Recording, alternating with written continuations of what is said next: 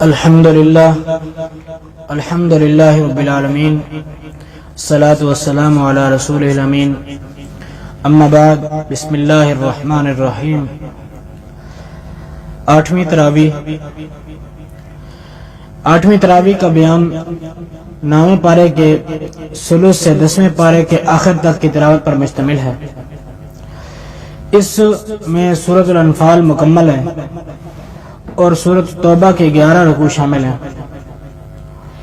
سورۃ الانفال قرآن مجید کی 8ویں سورت ہے۔ اس میں 10 رکوع اور 75 آیات ہیں۔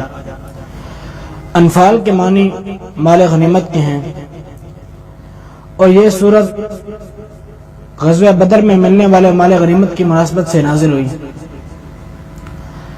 سب سے پہلی جنگ جو مسلمان اور کفار کے درمیان ہوئی وہ جنگ بدر ہے، اور اس میں دشمن سے جو مال غنیمت ہاتھ آیا اس کے متعلق اس صورت کے اندر احکامات نازل کیے گئے اور قیدی بھی پکڑے گئے۔ ایسے مال کو جائز قرار دیا گیا ہے۔ دوسری طرف ایک تجارتی قافلہ انہی قریش کا جا رہا تھا، اور مسلمانوں میں سے بعض کا خیال تھا کہ اس قافلے پر حملہ کر کے اسے لوٹ لیا جائے۔ اسے قرآن مجید نے دنیا کا مال قرار دیا اور اس پر حملے کو ناجائز قرار دیا۔ اس سے یہ بات بتانا مقصود تھی کہ جنگ میں جو مال ملے وہ جائز ہے، لیکن مال کا حاصل کرنا اصل غرض نہیں، بلکہ اصل غرض اصلاح و اطاعت ہے، یعنی اللہ رب العالمین کے دین کے غلبے کے لیے جنگ کرنا یہ اصل مقصد ہے۔ سورۃ الانفال میں مال غنیمت کے بارے میں ارشاد باری تعالیٰ ہے کہ مال غنیمت کا 5واں حصہ بیت المال میں رکھا جائے گا۔ یہ اللہ اور اس کے رسول صلی اللہ علیہ وسلم کا حصہ ہے تاکہ رشتہ داروں، یتیموں، مسکینوں اور مسافروں کے کام آئے۔ باقی 4 حصے پوری فوج میں تقسیم کیے جائیں گے۔ اللہ تعالیٰ ارشاد فرماتے ہیں کہ اے ایمان والو، اللہ اور اس کے رسول صلی اللہ علیہ وسلم کے حکم سے سرتابی نہ کرو، اللہ کا ذکر کرو، نماز قائم کرو، زکوٰۃ دو تو تم پکے مومن بنتے جاؤ گے۔ اس کے بعد اللہ تعالیٰ جہاد کی تلقین فرماتے ہیں کہ اے ایمان والو، کفار سے جنگ کرو یہاں تک کہ کوئی فتنہ باقی نہ رہے۔ اس صورت میں بتایا گیا کہ جنگ بدر میں اللہ رب العالمین نے حق کو ثابت کیا اور باطل کو مٹایا، اور یہ دشمن جو اسلام کو نیست و نابود کرنے کی غرض سے آئے تھے ان کا استحصال کر دیا۔ دوسرے رکوع میں جنگ بدر میں فتح کا اور ان اسباب کا جن سے فتح ہوئی ان کا ذکر ہے، اور وہ محض اللہ رب العالمین کی نصرت تھی۔ پھر تیسرے رکوع میں بتایا گیا کہ فلاح کی حقیقی راہیں کیا ہیں، اور مسلمانوں کو تنبیہ فرمائی گئی ہے تاکہ آئندہ اپنی مزید تکمیل کے لیے سعی کریں، اپنی جرأت و شجاعت پر مت پھولیں، بلکہ اللہ رب العالمین پر توکل اور خدا اور رسول صلی اللہ علیہ وسلم کی اطاعت کا سبق لیں۔ چوتھے رکوع میں بتایا گیا ہے کہ جنگ بدر کے بعد بھی کفار لڑائی کے لیے نکلے رہیں گے، مگر بالآخر مغلوب ہوں گے، اور مسلمان خانہ کعبہ کے متولی ہمیشہ کے لیے قرار دیے گئے۔ 5ویں رکوع میں بتایا گیا ہے کہ اجتماع بدر مصلحت الہی سے ہوا، ورنہ مسلمانوں میں اتنی طاقت کہاں تھی کہ اتنی بڑی جمعیت کے مقابلہ کے لیے نکلتے۔ 6 رکوع میں مسلمانوں کو جنگ میں ثابت قدم رہنے کی نصیحت کی گئی ہے۔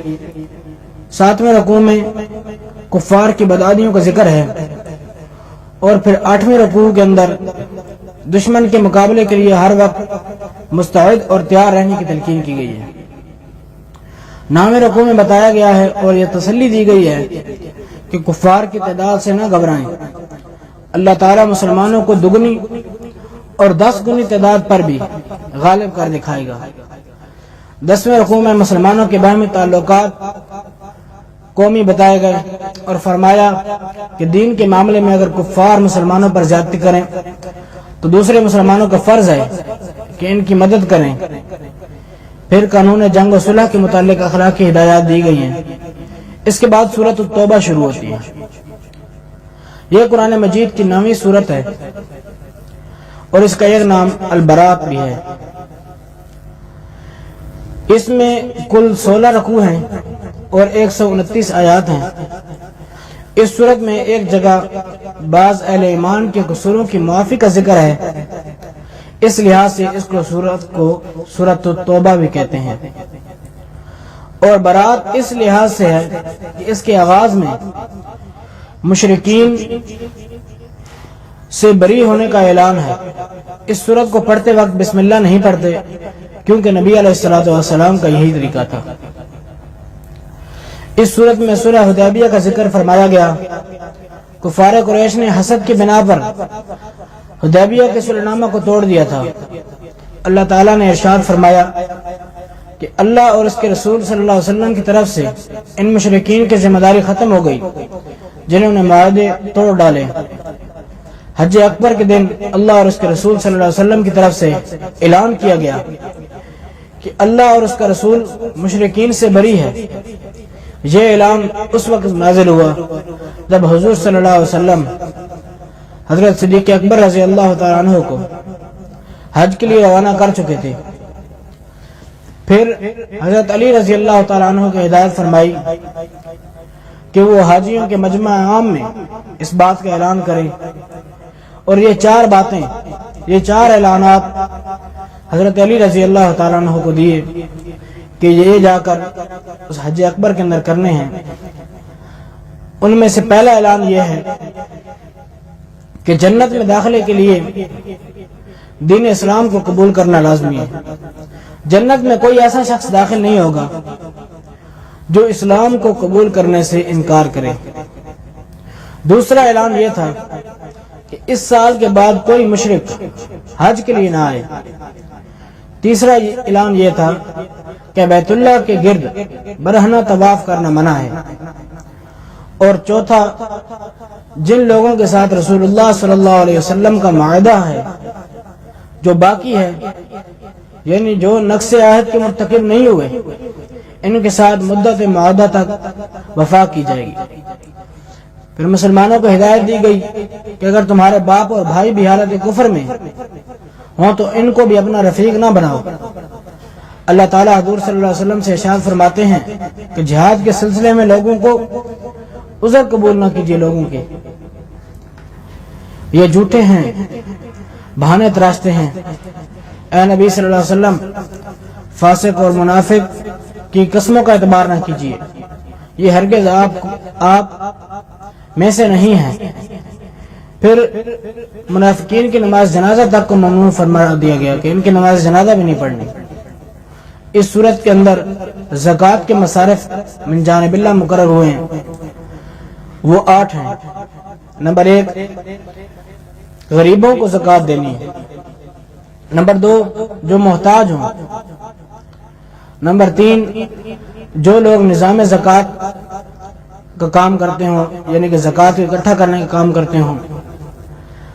پھر نمبر 4، تالیف قلب، یعنی جو لوگ ابھی کافر ہیں اور وہ میلان رکھتے ہیں اسلام کی طرف، ان کے تالیف قلب کے لیے زکوٰۃ دی جائے گی۔ نمبر 5، غلاموں کی آزادی کے لیے زکوٰۃ دی جائے گی، اور قرض داروں کی مدد کے لیے خدا کی راہ میں، اور نمبر 8، مسافروں کی مدد کے لیے بھی اس مال زکوٰۃ کو خرچ کیا جائے گا۔ اس سورت کے پہلے 5 رکوعوں میں کفار کی شرارتوں کے سد باب کے طور پر ان سے علیحدگی کا اعلان کیا گیا ہے۔ ان کی قسمیں توڑنے کا ذکر، نیز مشرکوں کی کعبہ کے قریب آنے کی ممانعت کا ذکر ہے، اور مسلمانوں کو ہدایت کی گئی ہے کہ اسلام کی خاطر جانی و مالی قربانیاں دیں اور اپنی کثرت پر کبھی ناز نہ کریں۔ انہیں صرف اللہ رب العالمین کی نصرت کامیاب کر رہی ہے۔ پھر 5ویں رکوع کے اندر اہل کتاب کی اسلام کے خلاف کوششوں کا ذکر کر کے اسلام کے آخری غلبے کی پیشن گوئی کی گئی۔ 6 رکوع میں غزوہ تبوک کا ذکر ہے۔ اگلے 7 رکوع میں منافقین کے نفاق اور ان سے جہاد اور کامل قطع تعلق کا حکم دیا گیا ہے۔ یہی مسجد زرار کا ذکر بھی ہے پھر 14ویں اور 15ویں رکوع کے اندر بتایا گیا ہے کہ مومنوں کا خدا کے ساتھ کیا عہد ہے اور انہوں نے اپنی خدمات کو کس طرح انجام دینا ہے۔ پھر حضور صلی اللہ علیہ وسلم دنیا کو گناہ اور ہلاکت سے نکالنے کے لیے آئے ہیں۔ اس بات پر سورت کا خاتمہ کیا گیا ہے کہ نبی علیہ الصلوۃ والسلام اس دنیا کو ہلاکت سے اور دوزخ سے نجات دلانے کے لیے آئے ہیں۔ اللہ رب العالمین سے دعا کرتے ہیں کہ اللہ رب العالمین کئی سنی باتوں پر عمل کرنے کی توفیق عطا فرمائے۔ وما علینا الا البلاغ المبین۔